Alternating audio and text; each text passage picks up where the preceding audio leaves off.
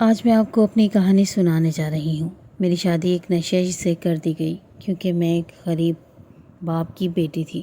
تھوڑی بہت تعلیم مجھے میرے باپ نے دلوائی تھی۔ ان کے انتقال کے بعد میری شادی کر دی گئی اور میری زندگی کی مشکلات کا دور شروع ہو گیا تھا۔ میرا نشئی شوہر مجھے مارتا، جب اس کا نشہ اترتا سارا دن نشے میں رہتا، کام کر نہیں سکتا تھا نشے کی وجہ سے۔ گھر کی ہر چیز تقریباً اس کے نشے کی نظر ہو چکی تھی۔ وہ نشے میں پڑا رہتا اور میرے لیے زندگی مشکل ہو رہی تھی۔ میں نے نوکری کر لی کہ کچھ آسانی ہو جائے گی، لیکن خدا کو کچھ اور ہی منظور تھا۔ ہوتے کرتے ایسے مقام پر پہنچ گئی کہ سنبھلنا مشکل ہو گیا، اور یہ سب آنر کے بیٹے نے کیا جس کے لیے میں ایسا سوچ بھی نہیں سکتی تھی۔ میں خوبصورت تھی، جوان تھی، میری بھی کچھ خواہشات تھیں۔ ایک دفعہ آنر بیمار ہو گیا اور اس کی بیماری نے میری زندگی پلٹ کر رکھ دی، کیونکہ آنر کی بیماری کے بعد اس کی جگہ ان کے بیٹے نے آفس آنا شروع کر دیا تھا۔ آنر تو تھوڑے بزرگ تھے، اس لیے میں ان سے بات کرتے ہوئے جھجک جاتی تھی، لیکن ان کے بیٹے سے بات کرتے ہوئے مجھے بالکل بھی کوئی جھجک نہیں ہوتی تھی۔ میں ان کی پرسنل سیکریٹری تھی، اس لیے ان کے ساتھ جاتی تھی۔ ہر وقت ان کے ساتھ رہنے کی وجہ سے ہم دونوں ایک دوسرے سے بہت ہی قریب دوست بن گئے تھے، اور اب تو میں اپنے گھر کے حالات بھی اس کو بتاتی ہوں۔ میں نے اسے کچھ نہیں چھپایا تھا، اس کو اپنے سارے حالات بتا دیے تھے۔ اب وہ اکثر مجھے پیسے دے دیتا تاکہ میں اپنے شوہر کو نشے لے کر دے سکوں۔ شوہر کو نشہ دے کر میں اپنے سیکنڈ باس کے ساتھ میں گھومنے پھرنے نکل جایا کرتی تھی۔ اکثر ہم لوگ ہوٹلنگ بھی کرتے تھے، لیکن ہماری دوستی ایک حد کے اندر رہی تھی، اور تقریباً 3 ماہ بعد دوبارہ سے آنر نے آفس سنبھال لیا۔ لیکن یہ 3 ماہ میری زندگی کی خوبصورت ترین دن تھے، جن میں آنر کا بیٹا ہر لمحہ میرے ساتھ ہوا کرتا تھا۔ آنر کے آفس دوبارہ جوائن کرنے کے بعد بھی ہمارا رابطہ ختم نہیں ہوا، اور ہم ایک دوسرے سے رابطے میں رہتے ہیں۔ میں آنر کے ہاف لے کر ان کے بیٹے کے ساتھ چلی جایا کرتی تھی، باس بھی منع نہیں کرتے تھے۔ زندگی ایک نئے دور میں داخل ہو رہی تھی۔ میرے ساتھ ہی ایسا کیوں ہوا؟ شادی ایسے شخص سے کیوں ہوئی جو نشہ کرتا ہے، جو بیوی کو مارتا ہے؟ میری شادی ایسے شخص سے بھی تو ہو سکتی تھی جیسا کہ آنر کا بیٹا ہے۔ اگر مجھ میں کوئی کمی ہوتی تو میری طرف وہ دوستی کا ہاتھ نہ بڑھاتا۔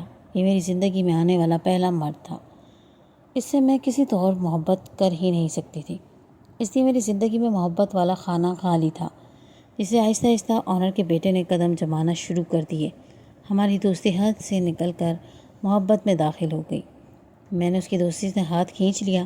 میں نہیں چاہتی تھی کہ اس حد تک میری محبت کی بات پہنچے اور وہ اس چیز کا مذاق اڑائے، کیونکہ میرے دل میں یہ ڈر تھا کہ اگر اسے میری محبت کے بارے میں پتہ چل گیا تو شاید مجھ سے دوستی ختم کر دے۔ مجھے یہ صورتحال میرے لیے بہت عجیب تھی۔ شاید اسے بھی میرے رویے کے بارے میں پتہ چل گیا تھا کہ اس نے مجھ سے پوچھ لیا کہ میں اسے کھچی کھچی کیوں رہتی ہوں۔ میں نے بہت کوشش کی کہ میں اس کو اصل بات نہ بتاؤں، لیکن اس کے اظہار محبت نے مجھے بھی مجبور کر دیا، اور میں نے بھی اس کو بتا دیا کہ میں بھی اس سے محبت کرنے لگی ہوں۔ اب ہمارے تعلق نے ایک نیا رخ اختیار کر لیا تھا، اور میرے شوہر کی وہی روٹین تھی۔ وہ اپنی مرضی سے کھانا کھاتا، نشہ کر کے پڑا رہتا۔ اب تو میں اس سے شادی سے تنگ آ گئی تھی، اس لیے اس کو خود ہی نشے کی زیادہ مقدار دیتی تھی تاکہ وہ چپ چاپ پڑا رہے، کیونکہ وہ ہوش میں ہی نہیں ہوتا تھا۔ اس لیے اس کا مارنا پیٹنا، گالیاں دینا کم ہو گیا، لیکن وہ جیسے ہی ہوش میں آتا مجھے پھر سے مارنا پیٹنا سٹارٹ کر دیتا۔ یوں لگتا تھا جیسے اسے میرے بارے میں معلوم ہو گیا ہے، اور اکثر وہ میرے آنر کے بیٹے کا نام لے کر مجھے گالیاں دیتا، لیکن میں اس چیز کی زیادہ پرواہ نہیں کرتی تھی، کیونکہ اب میں جلد از جلد اس پاگل انسان سے جان چھڑوانا چاہتی تھی، اور نہ ہی مجھ سے انتظار ہو رہا تھا۔ اسی لیے ایک دن میں نے اپنے آنر کے بیٹے، جس کا نام شاویز تھا، اسے کہا کہ وہ اب کوئی اس طرح کا حل کرے تاکہ میری جان چھوٹ جائے۔ اس نے مجھے یقین دلایا کہ بہت جلد اس انسان سے میری جان چھوٹ جائے گی۔ مجھے کیا معلوم تھا کہ میں جس کو قید خانہ سمجھ رہی ہوں وہیں میرا صاحبان ہے، اور جس کو صاحبان سمجھ رہی ہوں وہ صرف ایک سراب ہے۔ ایک دن میرا شاویز کا کینڈل لائٹ ڈنر کا پروگرام بن گیا۔ میں رات کو گھر آئی اور جلدی جلدی تیار ہو رہی تھی۔ اس دن میں اپنے شوہر کے لیے نشہ لانا بھول گئی، اس لیے وہ مجھے گالیاں بک رہا تھا۔ میں نے سوچا کہ بولتا ہے تو میں گھر سے نکل جاؤں گی اور واپسی پر اس کے لیے نشہ لے آؤں گی، تو اسے کچھ بھی یاد نہیں رہے گا۔ مجھے تیار ہوتے دیکھ کر اس کو نہ جانے کیا ہوا، اور اس نے مجھے مارنا شروع کر دیا۔ ہم دونوں ہی جاہلوں کی طرح چلا رہے تھے۔ وہ مجھے مار رہا تھا اور میں اس کو گالیاں دے رہی تھی۔ شاویز مجھے لینے کے لیے آ گیا اور گھر کے اندر سے شور سن کر وہ اندر آیا، اور جب اس نے دیکھا کہ میرا شوہر مجھے مار رہا ہے، اس نے میرے شوہر کو زور سے دھکا دے دیا، جس کی وجہ سے وہ دور جا کر گرا۔ میرے شوہر نے شاویز کو دیکھ کر اس کو گالیاں دینا شروع کر دی اور ان دونوں میں ہاتھا پائی شروع ہو گئی۔ میں ان میں بیچ بچاؤ کروانے کی کوشش کر رہی تھی۔ اسی دوران میرا شوہر گرا اور اس کے سر میں میز کا کونا لگا، جس نے اس کا خون نکلنا شروع ہو گیا۔ شاویز نے فوراً میرا ہاتھ پکڑا اور مجھے کہا کہ میرے ساتھ چلو۔ میں اپنے شوہر کو اسی حالت میں مرنے کے لیے چھوڑ کر شاویز کے ساتھ چل پڑی۔ ہم نے نکلتے نکلتے ہی گھر کی کچھ چار چیزیں جو قیمتی تھی وہ اٹھائی، کیونکہ باقی سب کچھ تو میرے شوہر نے بیچ کر اپنا نشہ پورا کر لیا تھا۔ اس وقت تو میں شاویز کے ساتھ آ گئی، لیکن اس کے بعد مجھے اپنے فیصلے پر پچھتاوا ہونے لگا کہ مجھے ایسے نہیں آنا چاہیے تھا۔ میں کس کے ساتھ رہوں گی؟ شاویز نے مجھے یقین دلایا کہ وہ میرے لیے الگ گھر لے گا۔ اس وقت اس نے مجھے دوست کے فلیٹ میں چھوڑا اور اس کے دوست شاید کہیں باہر تھا، اس لیے وہ فلیٹ خالی تھا۔ 2 دن سے میں اس فلیٹ میں موجود تھی اور مجھے اب سمجھ نہیں آ رہی تھی کہ میں کہاں جاؤں، کیونکہ میں شوہر کو مرنے کے لیے چھوڑ آئی تھی، لیکن وہ مرا ہے یا نہیں اس کے بارے میں بھی مجھے کچھ معلوم نہیں تھا۔ آج 2 دن ہو گئے تھے، شاویز نے بھی پلٹ کر خبر نہیں دی تھی۔ میں نے اس کو خود فون کیا تھا، اس نے بتایا کہ وہ میری طرف آ رہا ہے۔ میں نے سوچا کہ جب وہ آئے گا تو اسے بات کر کے اپنے شوہر کے بارے میں معلوم کروں گی، لیکن مجھے کیا معلوم تھا کہ میرے ساتھ آگے کیا ہونے والا ہے۔ جب مجھے بیل کی آواز آئی تو میں نے جا کر دروازہ کھولا تو دروازے پر شاویز موجود تھا۔ میں خوشی سے اس کے گلے لگ گئی اور یہ دیکھنا ہی بھول گئی کہ وہ اکیلا نہیں تھا۔ جب وہ اندر داخل ہوا، اس کے ساتھ اندر داخل ہونے والی شخصیت کو دیکھ کر میں چونک گئی۔ میں نے اسے پوچھا کہ یہ کون ہے، تو اس نے اشارہ کر کے مجھے کہا چپ ہو جاؤ۔ وہ خاتون شاویز کے پیچھے چلتی ہوئی ٹی وی لاؤنج میں آ کر بیٹھ گئی۔ اس کی صورت کو دیکھ کر مجھے عجیب سا احساس ہو رہا تھا، لیکن میں اس کو کوئی نام نہیں دے پا رہی تھی۔ وہ ان سے عمر میں کافی بڑی تھی اور بہت زیادہ تیار ہو کر آئی تھی، جیسے کسی فنکشن میں جا رہی ہو، اور یہی چیز مجھے عجیب لگ رہی تھی۔ وہ مجھے بڑی عجیب نظروں سے دیکھ رہی تھی۔ میں نے سوالیہ نظر سے شاویز کی طرف دیکھا۔ شاویز نے مجھے کہا کہ تم سوچ رہی ہوگی کہ یہ کون ہے، تو میں تمہیں بتا دیتا ہوں، تم آج سے ان کے ساتھ رہو گی، کیونکہ جس دوست کے فلیٹ میں تم رہ رہی ہو وہاں شام کو واپس آ رہا ہے، اور اب تم گھر بھی واپس نہیں جا سکتی کیونکہ تمہارا شوہر زندہ بچ گیا ہے اور اس نے پولیس میں تمہارے نام کی کمپلین کروائی ہے۔ یہ خاتون تمہاری طرح بے سہارا خواتین کے لیے انہوں نے ایک ادارہ بنایا ہے، ان کے ساتھ رہو۔ جلدی تم سے میں شادی کر لوں گا، لیکن تم سے شادی کرنے کے لیے مجھے تمہارے شوہر کا کوئی بندوبست کرنا پڑے گا۔ مجھے تو شاویز کی بات پر آنکھیں بند کر کے یقین تھا، اس لیے میں اس خاتون کے ساتھ چلی گئی اور شاویز اپنی الگ گاڑی میں چلا گیا۔ اس سارے عرصے میں اس خاتون نے ایک لفظ نہیں بولا تھا، اور یہ بات مجھے بہت عجیب لگی تھی۔ خاتون کے پاس بڑی اچھی گاڑی تھی اور اس کو ڈرائیور چلا رہا تھا، جس نے مجھے شاویز کی بات پر یقین ہو گیا کہ وہ کسی NGO کی مالک ہے۔ میرے دل میں ایک عجیب سا ڈر بھی تھا کہ نہ جانے خاتون کس فطرت کی ہوگی، کیونکہ ابھی تک انہوں نے مجھ سے کوئی بات ہی نہیں کی تھی۔ گاڑی ایک بہت ہی عالیشان گھر کے آگے رکی۔ اس گھر کو دیکھ کر کہیں سے بھی نہیں لگ رہا تھا کہ NGO ہے۔ وہاں گاڑی رکنے کے بعد اس خاتون نے پہلی دفعہ اپنی زبان کھولی اور کہا کہ میرے ساتھ آؤ۔ ان کی آواز بہت خوبصورت تھی، جس سے مجھے کچھ حوصلہ ہوا۔ جب میں اندر گئی تو مجھے وہاں 1-2 لڑکیاں نظر آئیں۔ ان میں سے ایک لڑکی کو آواز دے کر اس خاتون نے کہا کہ نئی آنے والی لڑکی کو کمرے میں چھوڑ آؤ تاکہ آرام کرے۔ وہ لڑکی مجھے دیکھ کر اپنے کمرے میں چلی گئی۔ میں نے اس کا نام پوچھا، اس نے بڑی خوش اخلاقی سے اپنا تعارف کروا دیا، کیونکہ مجھے معلوم تھا کہ یہ بے سہارا خواتین کے لیے ایک NGO ہے۔ اس لیے میں نے ان سے یہ نہیں پوچھا کہ وہ یہاں کیوں ہے اور کب سے ہے، کیونکہ اس طرح کی بات پہلے ہی ملاقات میں پوچھنا مناسب نہیں۔ اس لیے جب وہ کمرے میں سو گئی، دونوں سے میرے ذہن میں جو بوجھ تھا کہ پتہ نہیں میرا شوہر مر نہ گیا ہو، وہ بہت کم ہو گیا تھا، اور اس کے بعد اب میں ایک محفوظ ہاتھوں میں تھی۔ یہ بات بھی میرے لیے باعث اطمینان کا باعث تھی۔ مجھے سوئے ہوئے نہ جانے کتنا وقت گزر گیا تھا کہ ایک عجیب سی آواز سے میری آنکھ کھلی۔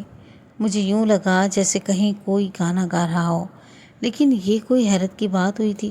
شاید کوئی گانے کا شوق پورا کر رہی ہوں گی۔ مجھے خود سے اٹھ کر باہر جانا ہے عجیب لگ رہا تھا، اس لیے میں چپ چاپ بیٹھی رہی۔ تھوڑی دیر کے بعد دروازہ کھلنے کی آواز آئی اور جو کمرے میں داخل ہوا اسے دیکھ کر میرے قدموں تلے سے زمین نکل گئی۔ میں فوراً اٹھ گئی۔ اس شخص نے آگے بڑھ کر میرا ہاتھ تھام لیا۔ میں نے اس کو زور سے دھکا دیا اور اٹھ کر باہر بھاگ گئی، لیکن باہر کے منظر نے پھر قدموں کو ایسے منجمد کر دیا جیسے زمین نے میرے قدم جکڑ لیے ہوں۔ باہر بہت سی لڑکیاں مختلف لباس پہن کر ادھر ادھر گھوم رہی تھیں۔ کچھ پاؤں میں گھنگرو باندھ کر ناچ رہی تھی اور ایک دو لڑکیاں گانے گا رہی تھیں۔ ایک کمرے میں بہت سے مرد بیٹھے تھے۔ یہ سب کچھ دیکھ کر ایک لمحے میں مجھے سمجھ آ گیا کہ یہ کوئی NGO نہیں بلکہ کوٹھا ہے اور شاویز صاحب نے مجھے دھوکہ دیا ہے، یا اس خاتون نے شاویز کو دھوکہ دیا ہے۔ میں جلدی سے کمرے میں بھاگ گئی، فون اٹھا کر شاویز کو فون کر سکوں، لیکن میرے کمرے سے فون غائب تھا۔ باہر نکل کر میں نے پورے گھر میں فون تلاش کرنے کی کوشش کی، لیکن کہیں بھی کوئی فون نظر نہیں آیا۔ باہر نکلنے والے دروازے بند تھے اور ان کے آگے بندوق اٹھائے گارڈ کھڑے تھے جو باہر نکلنے کی اجازت نہیں دے رہے تھے۔ میں مکمل طور پر پنجرے میں جکڑی جا چکی تھی۔ شاویز سے رابطے کا کوئی ذریعہ نظر نہیں آ رہا تھا۔ رات کو جب وہ محفل ختم ہوئی تو مجھے معلوم ہوا کہ وہ خاتون کوٹھی کی مالکن ہے۔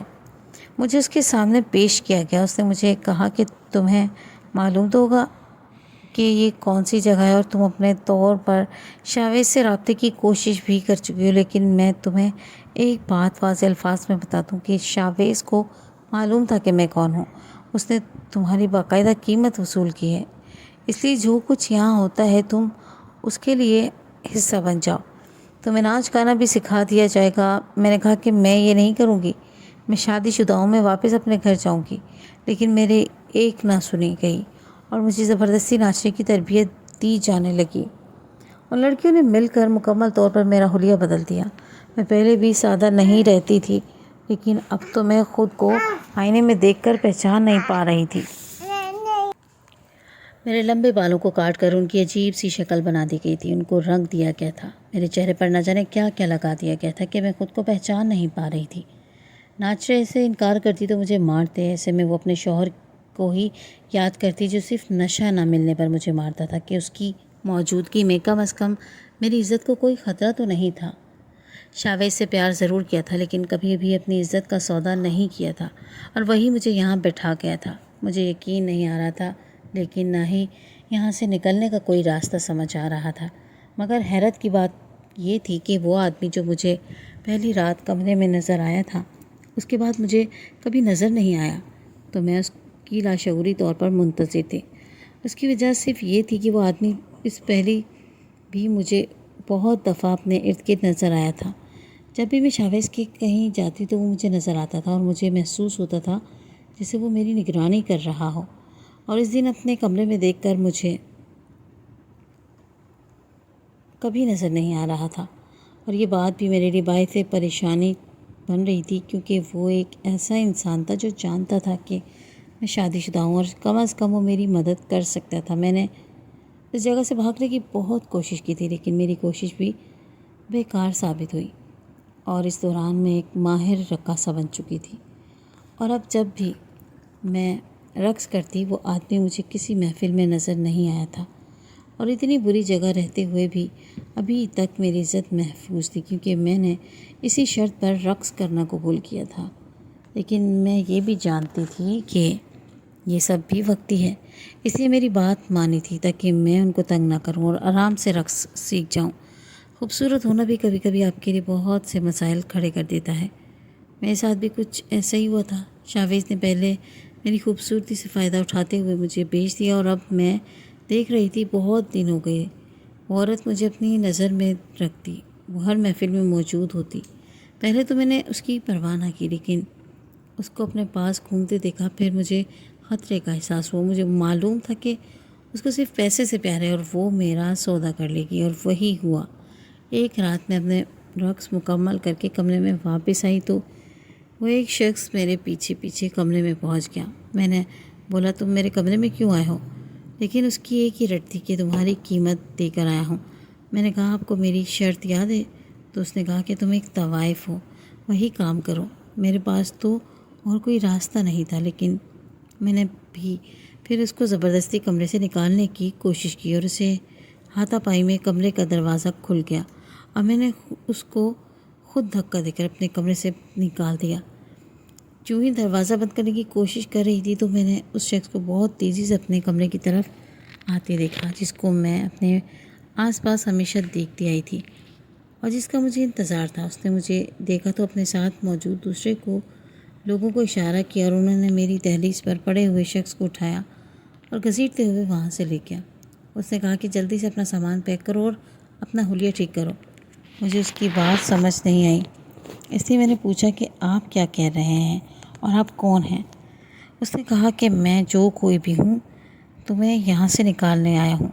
یہاں سے جانا چاہتی ہو تو جلدی سے جو میں کہہ رہا ہوں وہ کرو۔ میں تو ہر صورت یہاں سے نکلنا چاہتی تھی۔ اس نے جلدی سے، میں نے منہ دھو کر چادر اوڑھی اور نکل گئی۔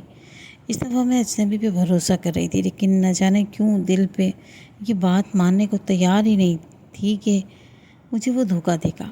اس نے مجھے کھڑکی کے راستے سے باہر نکالا اور نہ جانے کن کن راستوں سے ہوتا ہوا پچھلے دروازے سے باہر لے آیا جہاں ایک گاڑی کھڑی تھی۔ میں خاموشی سے اس کے پیچھے چلتی ہوئی اس گاڑی میں بیٹھ گئی۔ وہ گاڑی انجان راستوں سے چل پڑی۔ گاڑی خوبصورت سے گھر کے سامنے جا کر رکی۔ اس شخص نے مجھے نیچے اترنے کا اشارہ کیا اور اس کے پیچھے پیچھے میں چلتی ہوئی اس گھر میں داخل ہو گئی۔ جب وہ شخص جا کے بیٹھ گیا، اس کے ساتھ ہی اس نے مجھے بھی بیٹھنے کا اشارہ کیا، لیکن مجھے سمجھ نہیں آ رہی تھی کہ میں اس سے کیا پوچھوں، کیونکہ اگر میں اسے یہ پوچھتی کہ وہ کون ہے تو سوال یہ اٹھتا کہ اگر اس کو جانتی ہی نہیں تو اس کے ساتھ اتنی دور کیوں آئی ہو۔ شاید وہ بھی میری مشکل سمجھ گیا تھا، اس لیے اس نے کہا کہ اپنے دماغ پر زیادہ زور ڈالنے کی ضرورت نہیں ہے۔ تم بھی سوچ رہی ہوگی کہ میں کون ہوں جو تمہارے لیے ہمیشہ آس پاس رہتا ہوں، تو جان لو کہ میں تمہارا بھائی ہوں۔ مجھے تو اس کی بات سن کر عجیب سے جھٹکا لگا، لیکن میں خاموشی سے اس کی باتیں سنتی رہی۔ اس نے کہا بظاہر تمہیں میری بات جھوٹی لگ رہی ہوگی، لیکن تم میری سگی بہن ہو اور ہماری ماں کبھی مری ہی نہیں تھی، بلکہ اسے ایک سازش کے تحت گھر سے نکال دیا گیا تھا اور ہمارے باپ کو یہ کہہ دیا کہ ہماری ماں کسی کے ساتھ بھاگ گئی ہے۔ لیکن جب وہ گھر سے نکلی تو اس کے گھر میں پیٹ تھا۔ جب وہ گھر سے نکلی تو میں اس کے پیٹ میں تھا۔ ہماری ماں لوگوں کے گھروں میں کام کرتی تھی اور جب میں پیدا ہوا تو وہ جن لوگوں کے گھر میں کام کر رہی تھی وہ لوگ بے اولاد تھے، اس لیے انہوں نے مجھے گود لے لیا اور میری ماں کو بھی بہن بنا لیا۔ جب کچھ بڑا ہوا اور بات سمجھنے کے قابل ہوا تو ماں نے مجھے تمہارے بارے میں بتایا۔ تمہیں ڈھونڈتا ہوا جب تائی کے گھر پہنچا تو مجھے معلوم ہوا کہ تمہارا تو کسی نشے انسان کے ساتھ شادی کروا دی گئی ہے، اس لیے میں ہر جگہ تمہارا پیچھا کرتا رہا۔ اس رات میں تمہارے گھر گیا تو معلوم ہوا کہ تمہارے شوہر کو زخمی کر کے تمہیں ساتھ لے گیا ہے۔ میں نے مختلف جگہوں پر ڈھونڈا اور اس دن بھی میں تمہیں ڈھونڈتا ہوا پہنچا تھا، لیکن مجھے وہاں سے نکلنا پڑا۔ کچھ مہینے میں کسی نہ کسی طرح اس عورت کے اوپر اپنا اعتماد قائم کرنے میں کامیاب ہو گیا۔ اس طرح مجھے اس کے سارے خفیہ راستے پتہ چلے اور میں تمہیں وہاں سے نکالنے میں کامیاب ہوا۔ تمہیں وہاں سے نکلنے کے بعد پولیس نے وہاں ریڈ کی ہوگی، سب گرفتار ہو گئے ہوں گے۔ اتنے عرصے میں اپنے بھائی کو دیکھ کر مجھے سمجھ نہیں آ رہی تھی کہ میں خوش ہوں یا اداس، اس لیے کہ وہ رشتے تھے جن کے بارے میں جانتی ہی نہیں تھی۔ اور جلدی میرے بھائی نے مجھے ماں سے بھی ملوا دیا۔ اس نے مجھے بتایا کہ میرے شوہر کو شیلٹر ہوم میں چھوڑ آیا ہے، جہاں پر بڑی حد تک اس کا علاج ہو چکا ہے اور وہ نشہ چھوڑنے پر تیار ہو چکا ہے، لیکن میں نے انکار کر دیا۔ مجھے اس کے ساتھ نہیں رہنا تھا۔ فیصلے کا احترام کرتے ہوئے میری ماں اور بھائی نے اس شخص کے خلاف مجھے خلا دلوا دی۔ شاویز کے خلاف میں نے پولیس میں بیان دے دیا اور شاویز کو بھی پولیس نے گرفتار کر لیا۔ پہلے میں بہت غلطیاں کرتی تھی جن کی سزا مجھے مل گئی تھی، لیکن اب میری زندگی آسان ہو گئی۔ انسان غلطیوں کا پتلا ہے، لیکن اگر وقت پر عقل سے کام لے تو برے وقت سے بچ سکتا ہے۔ لیکن ہم صحیح وقت پر دماغ کی جگہ دل کا استعمال کرتے ہیں اور نقصان اٹھاتے ہیں۔ جب ہمیں سمجھ آنے لگتی ہے، یا دوسرے لفظوں میں اگر کہا جائے کہ ہماری آنکھیں کھلتی ہیں بلا ضرورت اعتبار کی پٹی ہٹتی ہے، تو کچھ منظر دکھائی دیتا ہے کہ اصل میں غلطی ہماری ہے۔